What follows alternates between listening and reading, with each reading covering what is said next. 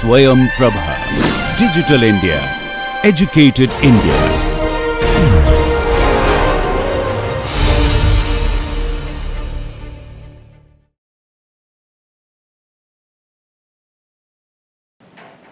Okay, so my name is Arun Rajkumar. So I'm a research scientist at Conduent Labs, Bangalore, which used to be Xerox Research before. So I finished my PhD from Indian Institute of Science a couple of years back and joined Xerox Research. And I work for the machine learning and statistics team at Conduent Labs, Bangalore. So, so this picture is one picture summary of the summer school, if you will, but we'll go into more details today. So today I'll probably talk about, give an overview of what is supervised learning and then specifically talk about regression problems. Some of this probably you might have seen at different places, but the aim here is to keep it really basic and cover the basics, right? So don't get, not to jump into the details really fast. So that is the goal. So let's get started. So the fundamental problem of machine learning is to classify whether a mango is raw or ripe. So if you can do that, you know pretty much everything about machine learning. So probably you have seen some ways to do this. So of course you are given an image, let's say of a bunch of mangoes or a single mango, and then the computer has to figure out if it's a raw mango or ripened mango. So how would you do that? Any thoughts? Yeah. Sorry? In a time interpretation, we can look at the colors. You can look at the colors. So basically, okay, so he says you can look at the colors, and then if the color is something, then in this case, probably if it's yellow, then it's ripened, otherwise it's raw, right? So any other answers there? You can look at the sugar content and so on, but then all you have is an image, right? So how do you figure out what the sugar content is if you're only given the image of the mango, let's say? Maybe somebody gives you the sugar content with which you can figure that out, right? So basically, let's say we look at the weight. Somebody said weight, right? So let's say you look at the weight, and here are some points where the red ones correspond to certain type of mangoes, which you know, or let's say raw, and the blue ones correspond to the ones that are ripened, right? So, so this is what you have as input. So you have like 100 mangoes, and then some of them are, somebody says are raw, and then you note their weights as in red, and the rest in ripened, which you note as blue. So, so what can you say with these points, with these values now? Is this a good way to figure out if a mango is raw or ripened? Yes, no? No, why?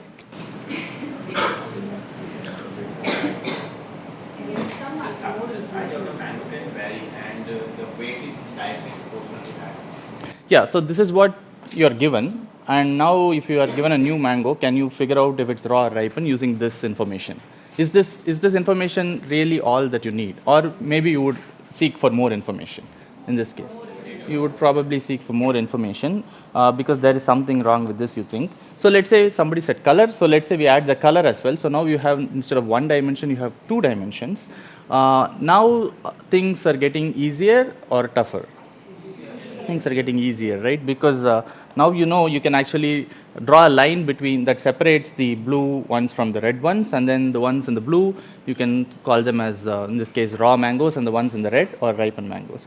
So so how can you formalize this? Probably this is something that you have already seen before, but let me do that again. So the way to formalize this is even before that. So these the ones that the weights and the colors are called as features, right? So you have these features corresponding to these mangoes, and your goal here was to figure out a way to identify, a way for the computer to identify whether a mango is raw or ripened, right? So now these features become important, as you see, because if you just looked at the weight, it was not probably good enough to classify a mango as raw or ripened.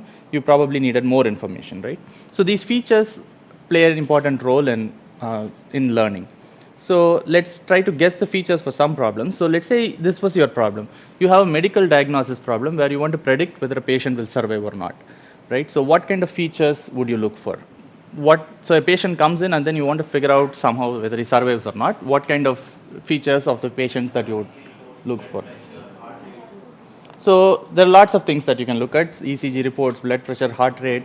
white blood cell count. So these are relevant features in this case, right? So here is one more example. So let's say you are given a document and you want to figure out if it is a sports related document, politics related document, entertainment related document, or whatnot, right? What would be your features in this case?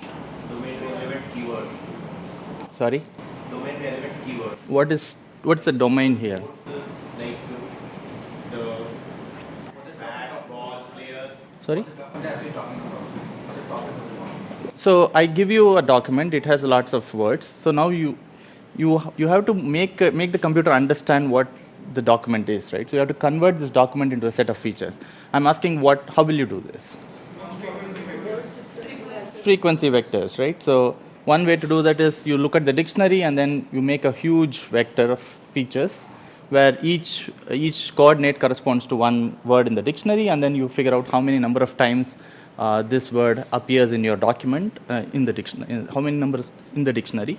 So the hope is that those documents which are related to each other will have words, will have similar words, and that's the hope to because of which this probably will is a good idea to consider these as features. So so now let's look at the types of learning. So the types of learning that we looked at is one specific type of learning, but then there are other types of learning which probably some of you already know from previous lectures. So the first important type of learning that we'll look at is what is called as the supervised learning, right? So what is supervised learning? So here you are given a raw data set, right? This could be images of mangoes, let's say, and what you want to extract from these are features / labels, right? So in the case of the example, the mango raw ripen example that we looked at, the features were the color and weights of the mangoes, and the labels, which we call as supervision. Somebody actually specifically tells you that this color and weight corresponds to a raw mango, and this color and weight corresponds to a ripened mango, and so on. This is the supervision that somebody gives you, right? And hence it's called a supervised learning. So you have the features and labels now, and you feed this into a learning algorithm. So at this point, let's think of that as a black box. We don't want to peep into the learning algorithm and see what happens there. So now the learning algorithm spits out a model. Let's say we don't worry about how the model is built at this point. Somehow it uses the data and then it spits out a model. A model can be thought of as some compressed representation of your data set, right? So now in this case, what happens is you are given these blue points and the red points. You have built this line, orange line, which separates the blue and the red points. Now the points are irrelevant, right? All the information about the points is captured in this single line. So the model has somehow compressed your data into this single line, and that is how you represent your data in terms of the model.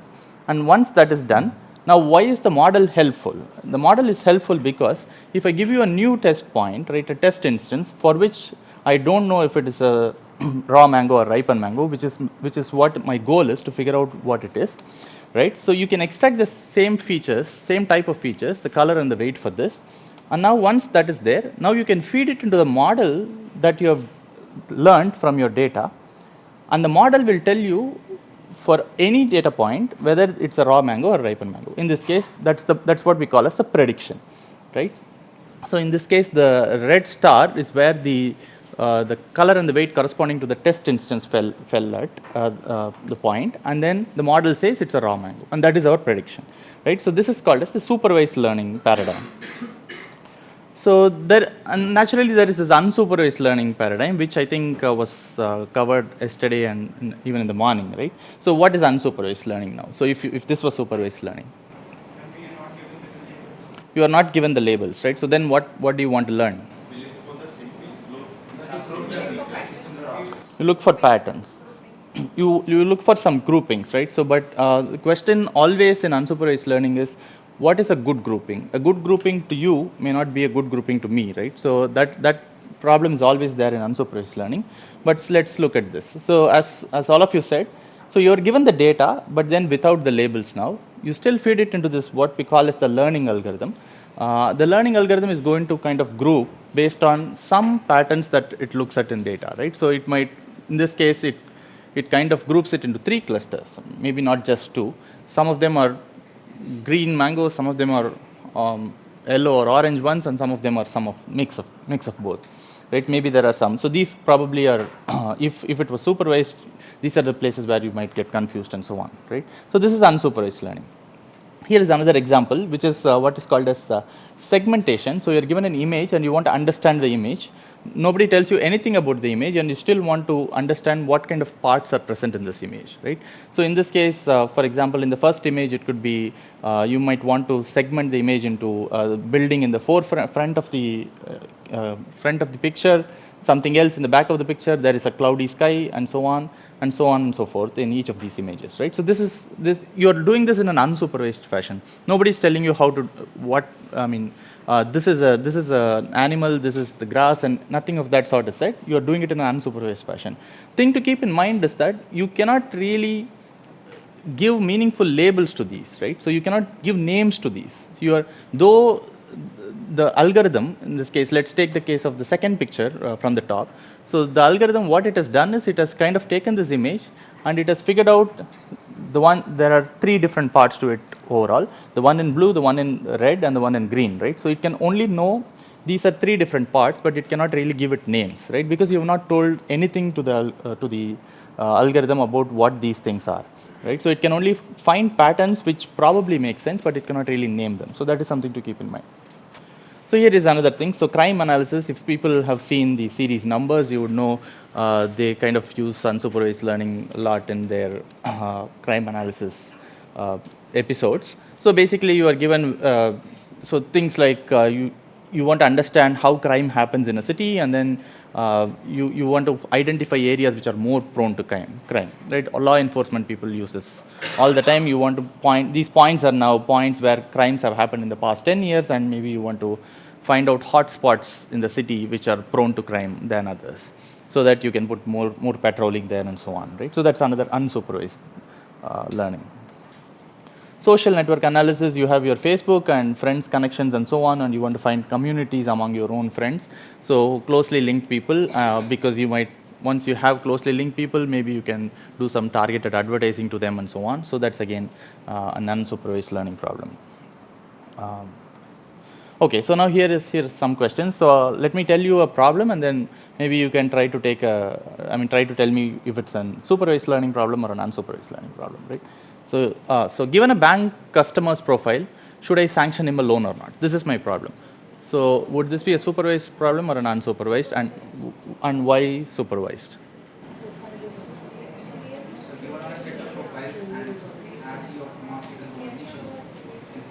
So what you are given is the set of features for a customer, and whether he was granted a loan or not in the past, and based on that, given a new customer, you want to figure out if he'll be given a loan or not. So hence it's a supervised learning problem, which is correct.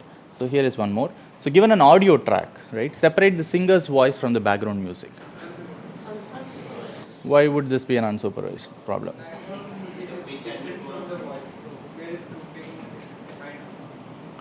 Correct. So you are given this signal, which is a combination of two different signals, and you want to understand the pattern in the signal, right? So and maybe you know that there are two different parts to the signal. One is the singer's voice, one is the noise, which means there are two clusters in this, so to say, signal, and you want to separate them out, right? So that would be an unsupervised learning problem. Here is one more. So you have all your photos in your mobile phone, and then you want to, Google Photos. This was done earlier, Picasa. Now Google Photos automatically figures out which ones are related and so on, right? So is it a supervised learning problem or an unsupervised learning? Why is it unsupervised? Because you are not telling anything to Google Photos or Picasa. It does it automatically, right? So you are not giving any supervision. It just looks at similar images and then automatically figures out, right? So this is an unsupervised learning problem. So here is one more, a final one. Given a patient's X-ray image, diagnose if he has cancer or not. Okay, I hear both, but yes, this is a supervised learning problem, because in the previous patients, looking at the X-rays, whether the patient has had cancer or not, and then now you are given a new image and you want to figure out if he'll have cancer or not. So that's again a supervised learning problem. So yeah. So now, yeah. Which one? So it is a supervised learning problem. So no, I heard supervised and unsupervised from the crowd, but yeah, so it is a supervised learning problem, clearly. Yeah.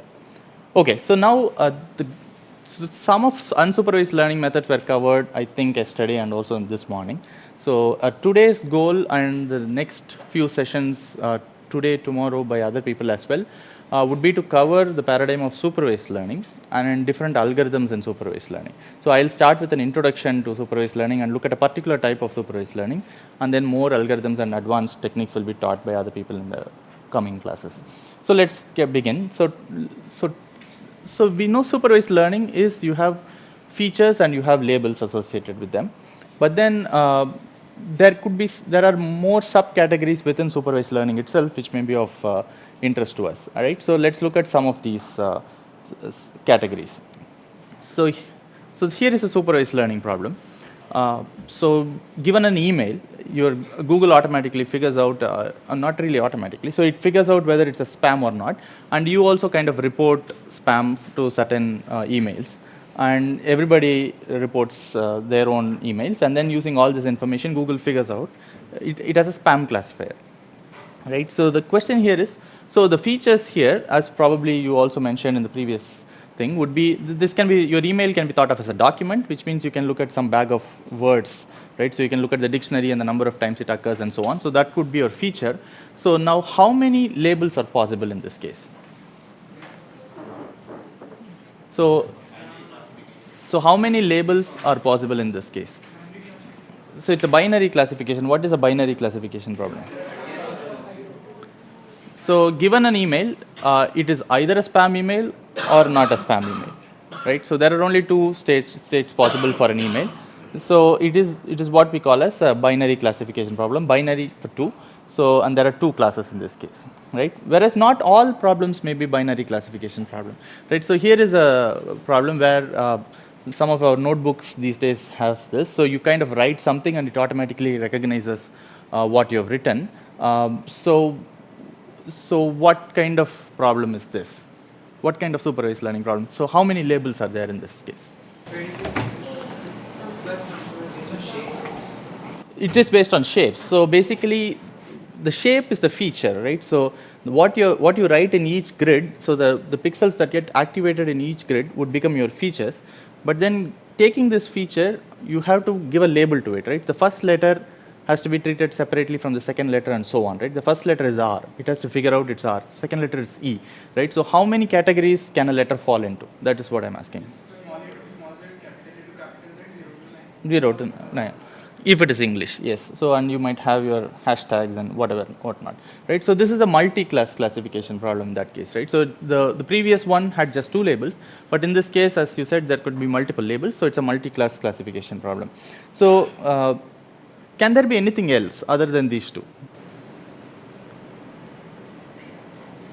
Can you think of a supervised learning problem which is neither binary nor multi-class?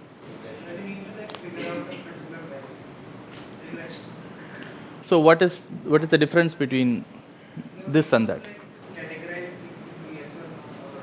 Mm-hmm. The output is discrete, but in a regression problem, the output can range in a continuous value interval. Mm-hmm. So can you give me an example of such a problem? Okay.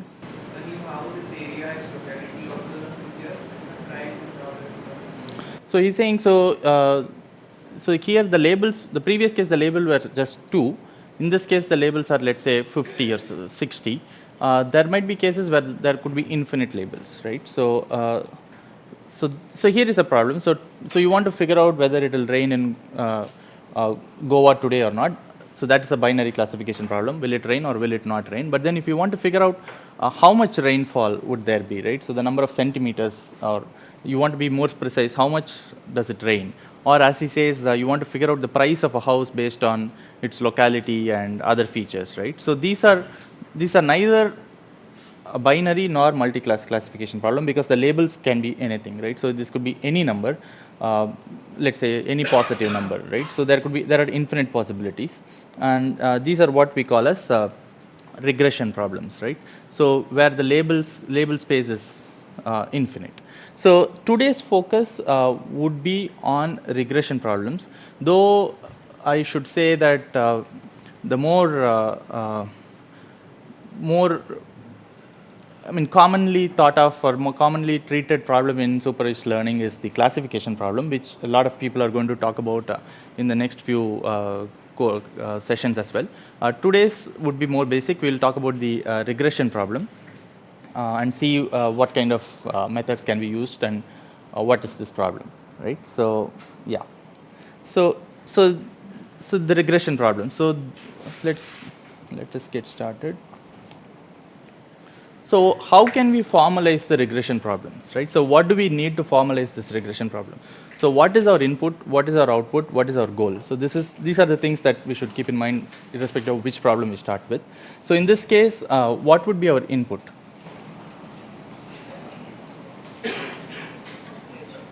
Our observations. So basically our inputs would be, so some instant space, let me call this,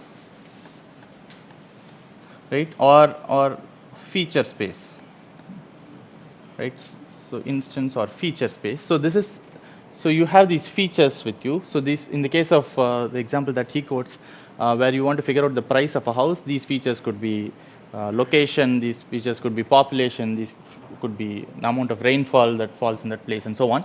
So we are going to abstract this out and call this feature space as RD, right? So which means these are D real numbers that somebody gives to you, right? So this is typically called as, I think in the future lectures also people might refer this to as some capital X, right? So which is typically called as instance space, right?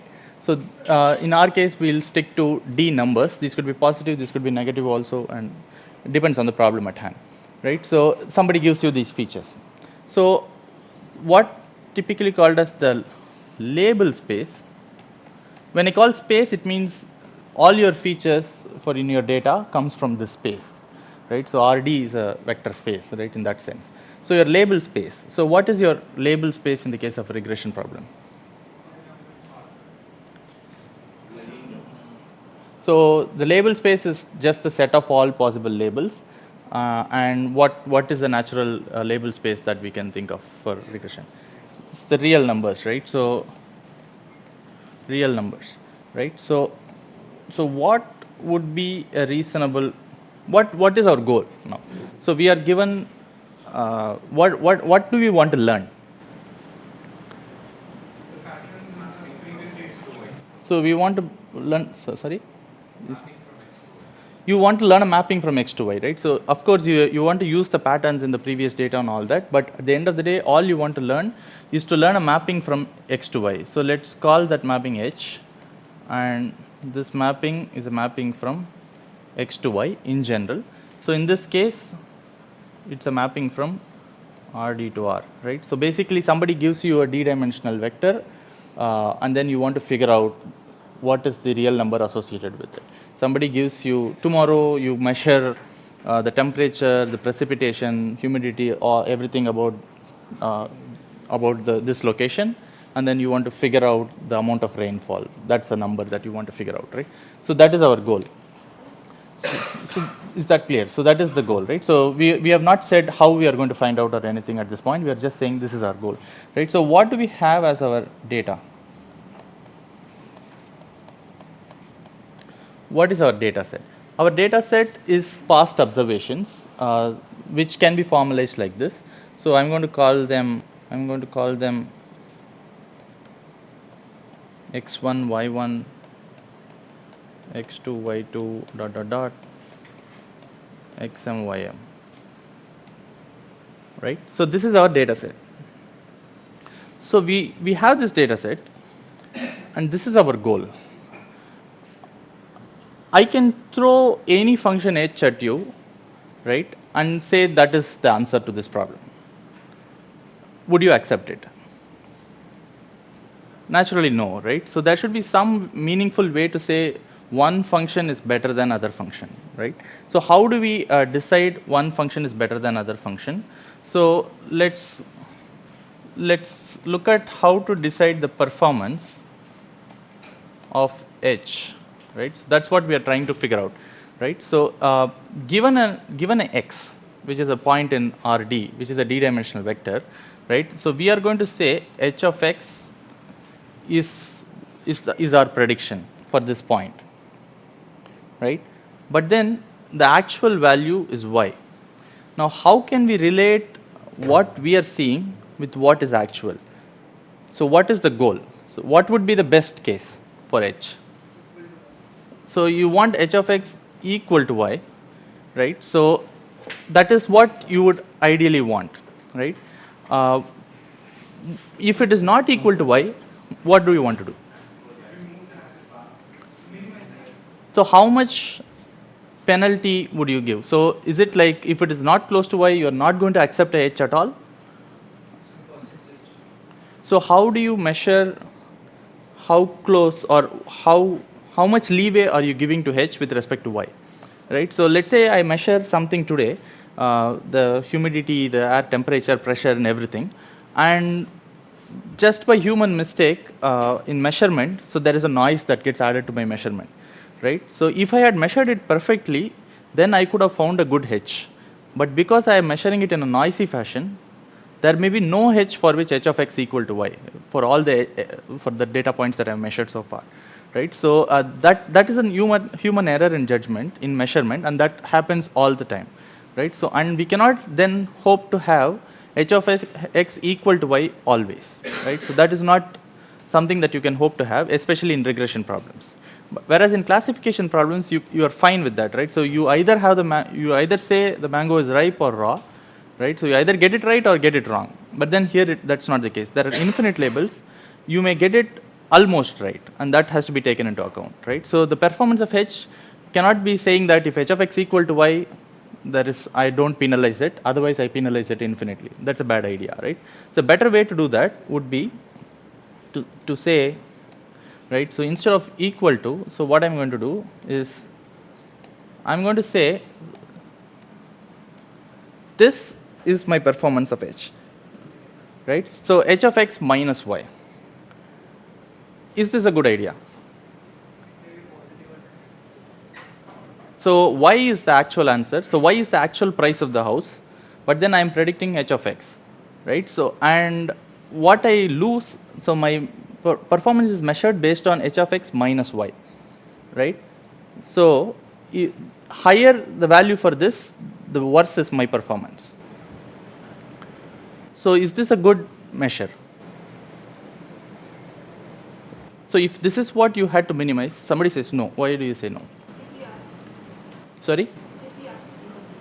Why absolute?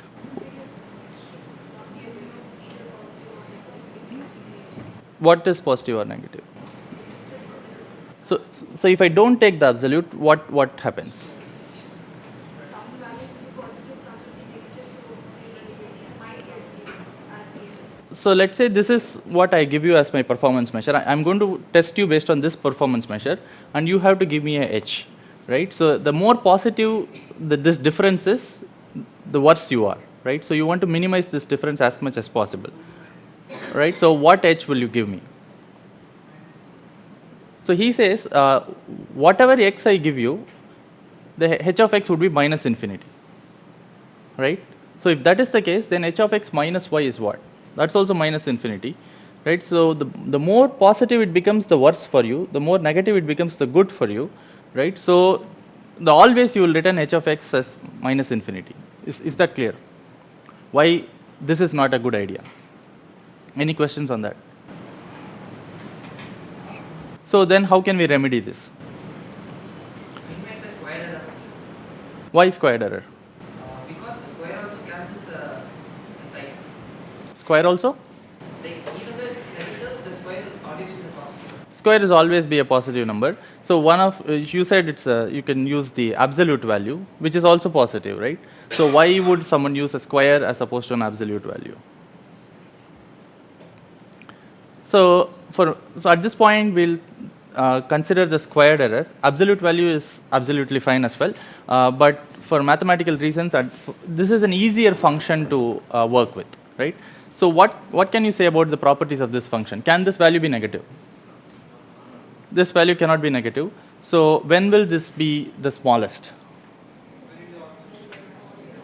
When it is 0. When will it be 0? When h of x equals y, right? So only when h of x equals y, you are not penalizing anything. It is 0 penalty.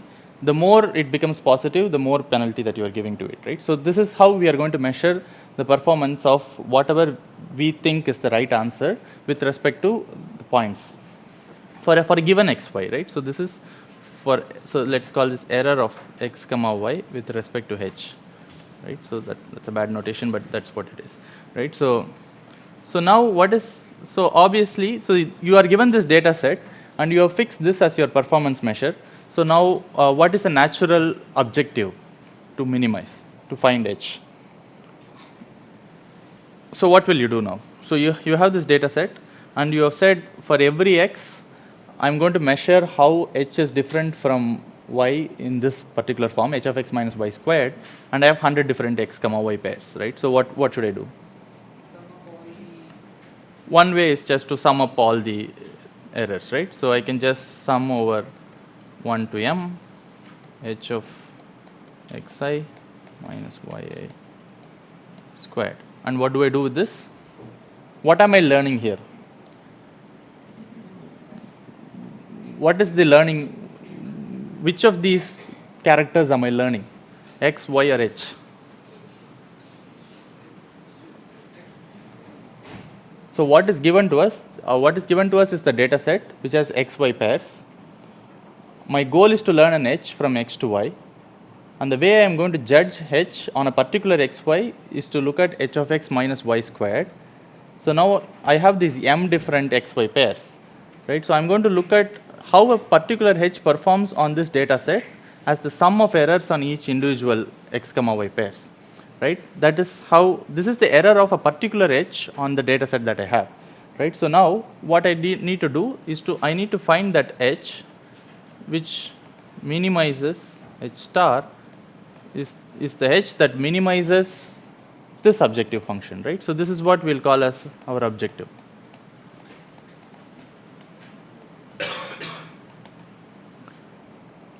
Any questions at this point? This is clear? So, no, okay. So this is just what I just said. So this is a performance and data set, and this is what we want to minimize at this point, right? So the question is, how do you do this? How would you do this?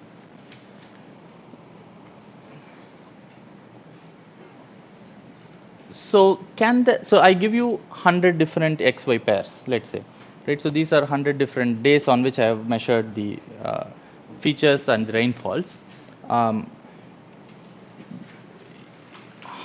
What type of, so can there be a h for which this error is 0?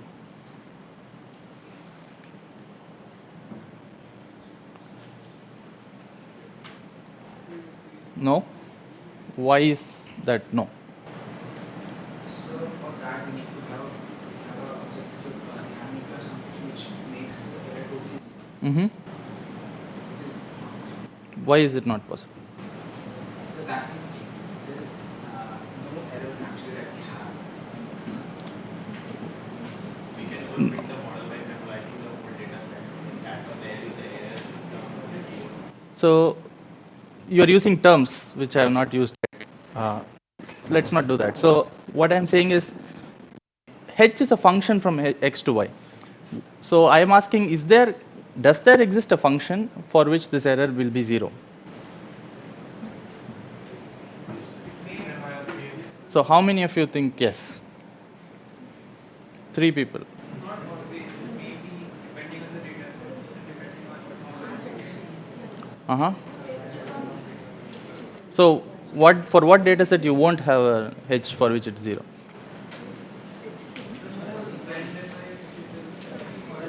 What is random?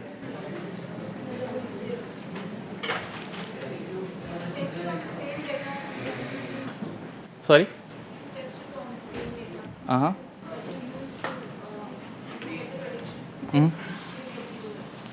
So you're saying you will always get 0 error? eventually. What is eventually? So after we can On what? see So- things on the Okay. Okay, my question is simple. So let's say this is a simple one-dimensional feature. This is x, this is y, right? this is my data points, right? So now the question is, can there be an h? What is h? H is just a function, right? So one example of h is,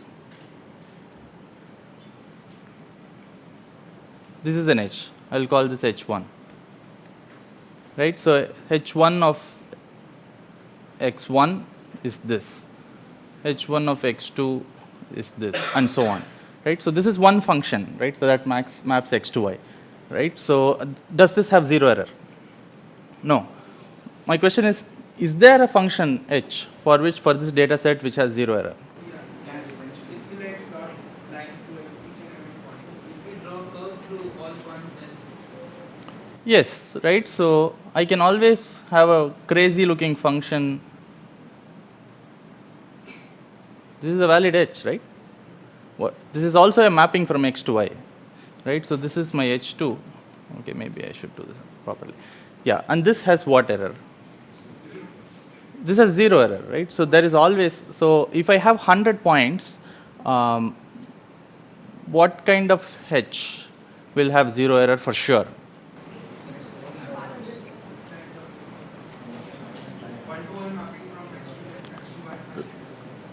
One-to-one mapping. So of course, so if I, okay, so maybe we'll come back to that. So what I'm trying to say is, if you want zero error, you can always get zero error by having a very, very complicated function that passes through every point, right? So let's say I have one more h. Okay, think of that as a straight line. I'm bad at drawing straight lines. So this is h3, right? So h3, does it have zero error? Okay, so let me actually make it easier. So let's take this example again, right? You have seen this multiple times, this, right? Okay, so it's not a multi-valued function. There is only one y for every x, by the way. So now the question is, so here is one h, and here is another h, h2. So which one are you going to pick? How many of you will pick h1? Okay, so for people who are picking h2, why are you picking h2? So who's picking h2, by the way? If the whole class minus h1 is h2, or are there people who are not picking anything? So let's say, so why would somebody pick h2? So h2 is such a complicated function. So is it characteristic of what you really want? Is it capturing the underlying pattern or not? That is what we are trying to ask here, right? So of course it has zero error on your training data set, right? So but is it really doing the job that we want it to do? Probably not, right? So if you had to give a new point and ask which of these h1 or h2 would you use to predict the value for the new point, right? So h1, so let's say the new point was, okay, so the new point was somewhere here, right? So h1 is going to predict it here. h2, for all you know, might drop like this, right? So because of the way the function is learned, you have no idea how it's going to go for the remaining points, right? So it can behave as weirdly as possible, right? So in this case, though your training error would be 0 for h2, you might be better off picking h1, because your goal is not to do well only on your training, but your goal is to do well on testing, right? So for training, you know the labels, and you know that these labels could potentially be noisy as well. Somebody might have made some noisy mistakes on this, right? So basically, we don't want to fit the noise here as well. We want to, I mean, this is basically fitting the noise as well, h2, whereas h1 is not fitting the noise, right? So that's a simpler model. So we'll talk more about this trade-off between a complex model and a simpler model in the next class.